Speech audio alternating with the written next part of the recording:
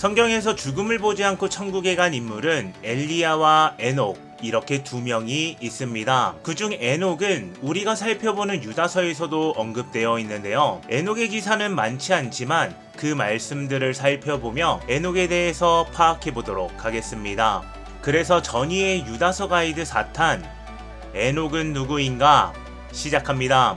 먼저 에녹이란 인물은 창세기 5장에 짧게 등장합니다. 에녹은 65년을 살며 무드셀라를 낳았고 무드셀라를 낳은 뒤 300년 동안 하나님과 함께 걸으며 아들 딸들을 낳았더라. 에녹의 전생에는 365년이더라. 에녹이 하나님과 함께 걸었는데 하나님께서 그를 데려가셨으므로 그가 세상에 있지 아니하더라. 에녹은 365세까지 살았다고 기록되어 있습니다. 창세기 5장에는 아담부터 노아까지 총 10명의 사람들이 등장하고 그들의 수명이 기록되어 있는데 여기서 에녹의 삶은 다른 인물에 비해 현저히 짧은 것을 확인할 수 있습니다. 그리고 그 이유는 하나님께서 에녹을 데려가셨기 때문인데요. 그 이유를 성경적으로 파악할 필요가 있습니다. 먼저 창세기 5장에 등장하는 아담의 세대들은 노아의 대홍수 심판으로 끝이 납니다. 그리고 노아의 대홍수 심판을 예수님께서도 언급하시는데요. 그 말씀은 이렇습니다. 그러나 노아의 날들이 어떠했던 것 같이 사람의 아들이 오는 것도 그러하리라. 홍수 이전 시대에 노아가 방주로 들어간 날까지 그들이 먹고 마시고 장가가고 시집가고 하다가 홍수가 나서 그들을 다 쓸어버릴 때까지 알지 못하였나니 사람의 아들이 오는 것도 그러하리라.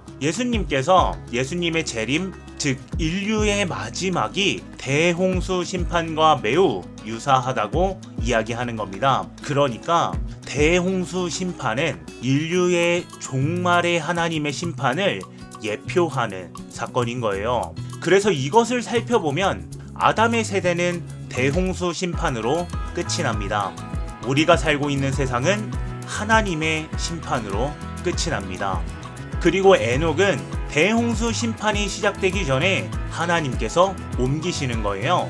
이것은 하나님이 심판이 시작되기 전에 옮기시는 교회의 휴거와 매우 흡사합니다. 히브리서에 보면 에녹에 대한 기사가 하나 더 있는데 믿음으로 에녹은 옮겨져서 죽음을 보지 아니하였으니 하나님께서 그를 옮기셨으므로 그들이 찾지 못하였느니라. 그는 옮겨지기 전에 하나님을 기쁘게 하였다는 이 증언을 가졌느니라. 이 말씀을 보면 에녹은 하나님께 기쁨이 되는 존재였습니다. 허나 에녹이 죽음을 보지 않고 천국에 가는 이유로는 설명이 되지 않습니다. 성경엔 에녹만큼 하나님께 기쁨이 되는 존재들이 상당히 많이 등장하기 때문이죠. 그렇기에 에녹의 휴거는 교회의 환란전 휴거 예표로서 인류 스토리를 미리 보여주고자 하시는 하나님의 의도가 분명히 있다고 보입니다. 그러니까 에녹은 우리 교회의 모형입니다. 게다가 에녹은 하나님을 기쁘게 한 존재였습니다. 그렇기에 에녹에 대해서 조금 더 살펴보겠습니다. 에녹은 65년을 살며 무드셀라를 낳았고 무드셀라를 낳은 뒤 300년 동안 하나님과 함께 걸으며 아들 딸들을 낳았더라. 에녹은 65세가 돼서 회심한 사람입니다. 그 후 에녹은 하나님과 동행하는 신앙생활을 했다고 말하고 있습니다. 그리고 유다서를 통해 알 수 있듯이 에녹은 대언자였습니다. 에녹도 이들에 관해 대언하여 이르되 보라 주께서 자신의 수만 성도와 함께 오시나니 이것은 모든 사람에게 심판을 집행하사 그들 가운데서 하나님에 따르지 않는 모든 자들을 정죄하려 하심이라 하였느니라. 에녹은 예수님의 재림과 하나님의 정죄의 심판을 대언하며 종말의 대언 사역도 하고 하나님과 동행하는 그런 사람이었습니다. 창세기 5장을 보겠습니다. 아담은 130세에 셋을 낳았고 셋은 105세에 에노스를 낳았고 에노스는 90세에 게난을, 게난은 70세에 마하랄레엘을, 마하랄레엘은 65세에 야렛을, 야렛은 162세에 에녹을 낳았기에 아담이 622세가 되었을 때 에녹이 태어났다는 겁니다. 그러니까 아담은 에녹이 구원받기 전의 모습도 알고 있고 에녹이 구원받은 후에도 240년 이상을 함께 시간을 보냈다는 거예요. 결국 아담도 에녹의 대언의 말씀을 들었다는 겁니다. 예수님의 재림과 정죄의 심판이 있다는 사실을 인류 최초의 사람인 아담도 에녹을 통해서 들었습니다. 그리고 자신의 세대를 섬기며 대언 사역과 하나님과 동행하며 하나님을 기쁘게 한 에녹은 교회의 모형이라는 겁니다. 여기서 우리가 교회 역사를 짧게 살펴보겠습니다. AD 30년 예수님께서 부활하시고 제자들을 가르치고 승천하신 뒤 유대인들을 통해 교회가 세워지게 됩니다. 그리고 성경 기록을 보면 알 수 있듯이 이때 성도들은 환난 전 휴거를 믿으며 예수님의 재림을 기다리며 살아갔습니다. 그러나 기독교 공인이라는 카톨릭의 등장으로 성경이 말하는 종말론은 가려지고 카톨릭이 만든 무천년설이 주류 신학이 됩니다. 16세기가 돼서 종교개혁을 이뤄냈지만 종말론만큼은 여전히 무천년설에 갇혀 있었습니다. 그리고 19세기가 되어 영국의 신학자 존 넬슨 다비를 통해 환난 전 휴거가 성경적으로 맞다라는 것을 발견하고 올바른 종말론 가치관이 이때부터 회복되게 됩니다.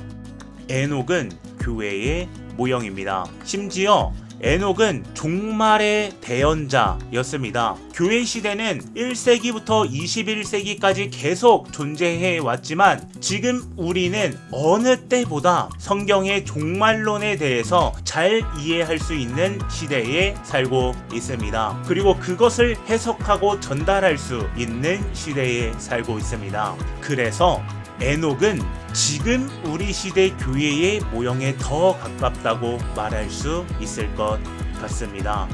우리는 에녹이 365세를 살았다는 사실을 기록을 통해 알지만 에녹은 자신의 삶이 언제 끝이 날지 몰랐을 겁니다. 그렇기에 에녹은 매일매일 거룩한 믿음 위에 자신을 세우며 살았을 겁니다. 분명 에녹은 항상 하나님을 찾으며 기도하며 살았을 겁니다. 또한 죄를 다 하나님께 맡기며 나아갔을 겁니다. 영원한 삶에 소망을 두며 살았을 겁니다. 게다가 두려움을 가지고 사람들에게 하나님의 정죄의 심판을 선포하며 살았을 겁니다. 심지어 말씀을 선포하면서도 죄를 짓는 자신의 모든 것을 미워하며 살았을 겁니다.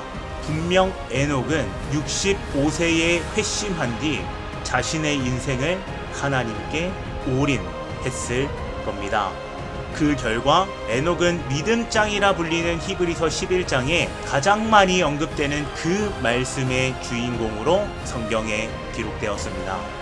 믿음으로 에녹은 옮겨져서 죽음을 보지 아니하였으니 하나님께서 그를 옮기셨으므로 그들이 찾지 못하였느니라. 그는 옮겨지기 전에 하나님을 기쁘게 하였다는 이 증언을 가졌느니라. 그러나 믿음이 없이는 하나님을 기쁘게 할 수 없나니 그분께 가는 자는 반드시 그분께서 계시다는 것과 또 그분께서 부지런히 자신을 찾는 자들에게 보상해 주시는 분이시라는 것을 믿어야 하느니라.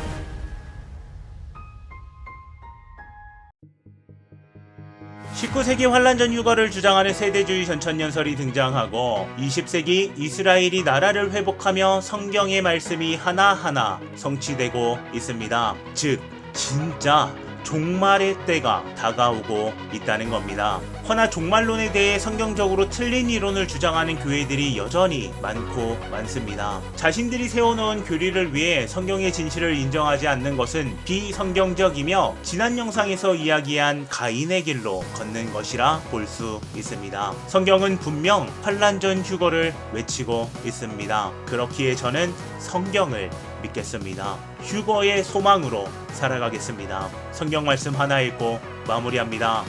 주께서 호령과 천사장의 음성과 하나님의 나팔 소리와 함께 친히 하늘로부터 내려오시리니 그리스도 안에서 죽은 자들이 먼저 일어나고 그 뒤에 살아서 남아있는 우리가 그들과 함께 구름들 속으로 채여 올라가 공중에서 주를 만나리라. 그리하여 우리가 항상 주와 함께 있으리라. 그러므로 이 말씀들로 서로 위로하라.